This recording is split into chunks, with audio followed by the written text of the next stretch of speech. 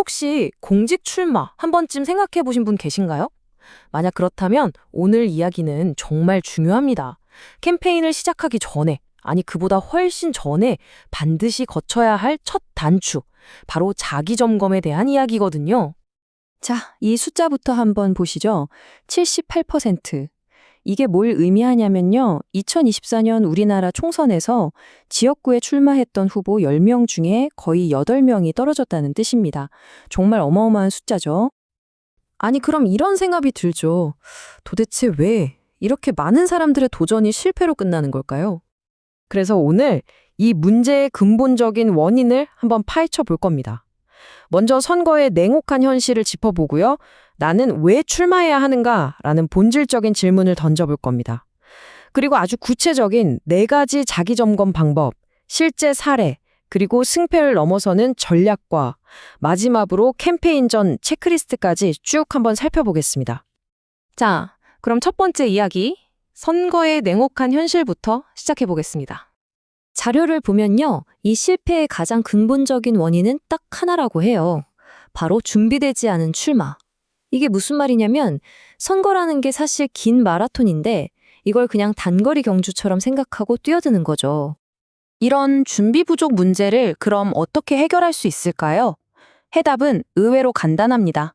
뭔가 거창한 걸 하기 전에 딱 한 가지만 먼저 해보는 거예요. 스스로에게 아주 중요한 질문을 던지는 거죠.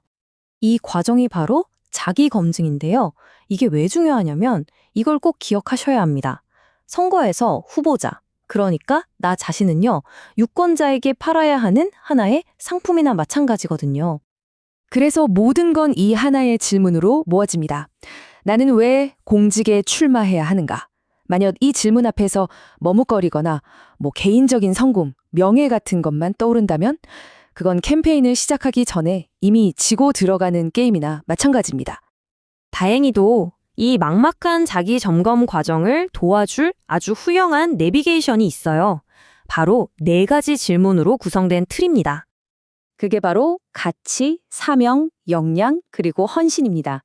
이 4가지는 그냥 단어 나열이 아니에요.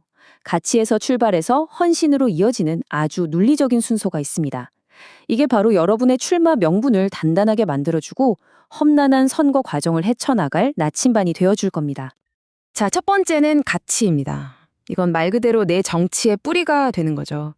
내가 추구하는 게 정의인지, 성장인지, 아니면 혁신인지. 이 뿌리가 흔들리면요, 당연히 모든 정책과 행동이 갈팡질팡 할 수밖에 없겠죠. 뿌리가 되는 가치를 찾았다면 그 다음은 사명입니다. 이 사명은요, 추상적인 가치를 현실 문제와 연결해주는 다리 같은 거예요. 예를 들어서 내 가치가 성장이라면 우리 동네의 낙후된 상권을 살리겠다 같은 구체적인 사명이 나와야 한다는 거죠. 세 번째는 아주 냉정하게 스스로를 돌아봐야 하는 역량입니다. 이건 화려한 스펙이나 이력서를 말하는 게 아니에요.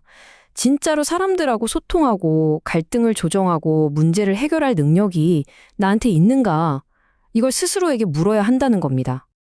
그리고 마지막, 가장 현실적인 질문이죠. 바로 헌신입니다.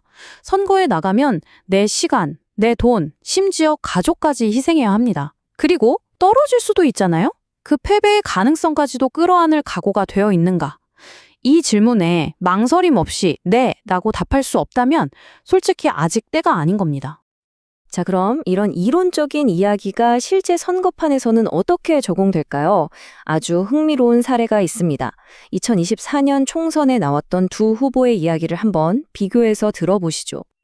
여기에 A 후보와 B 후보가 있습니다. A 후보는요, 목표가 딱 하나였어요. 당선, 오로지 개인의 성공이었죠. 그러다 보니 명확한 사명 없이 이리저리 말을 바꾸기 일쑤였고 결국 유권자들은 등을 돌렸습니다. 결과는 참패였죠. 그런데 B 후보는 달랐습니다. 지역 혁신이라는 아주 뚜렷한 사명이 있었어요. 결과적으로 선거에서는 졌습니다. 하지만 그의 진심과 흔들림 없는 메시지는 사람들에게 깊은 인상을 남겼고 지금은 지역사회에서 아주 중요한 리더로 인정받고 있습니다. 자, 여러분이 보시기에 누가 진짜 승자 같으신가요? 바로 이 B 후보의 사례가 우리에게 굉장히 중요한 걸 알려줍니다. 선거에서 졌다고 해서 그게 끝, 실패가 아니라는 거죠. 오히려 그걸 새로운 시작으로 만들 수 있다는 겁니다. 제대로 준비된 후보는요, 선거를 패배가 아닌 자산으로 만듭니다. 이기면 당연히 좋지만 설령 지더라도 그 과정에서 얻은 경험, 사람, 그리고 인지도, 이 모든 게 다음을 위한 엄청난 자산이 되거든요. 그럼 이 패배를 어떻게 자산으로 만드냐고요? 방법은 많습니다. 선거 경험을 살려서 날카로운 정치평론가로 활동할 수도 있고요. 높아진 인지도를 바탕으로 원래 하던 일로 돌아가서 더 크게 성공할 수도 있죠. 아니면 아예 내가 내걸었던 공약을 실현하기 위해서 NGO 같은 비영리 단체를 만들 수도 있습니다. 길은 정말 다양해요.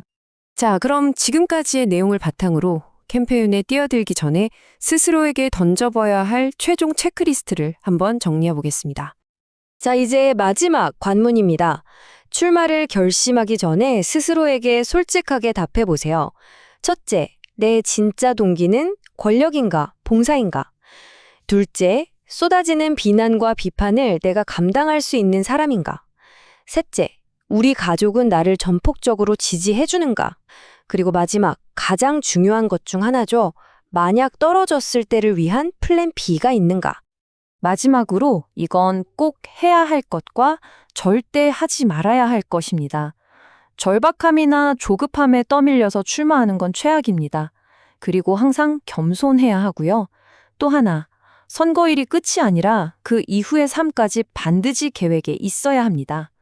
결국 모든 이야기는 처음에 그 질문으로 다시 돌아오네요. 만약 여러분이 공직에 출마한다면 나는 왜 출마해야 하는가? 이 질문에 뭐라고 답하시겠어요? 그리고 그 대답이 과연 마라톤처럼 길고 힘든 선거라는 여정을 끝까지 완주하게 해줄 만큼 단단하고 진실한가요?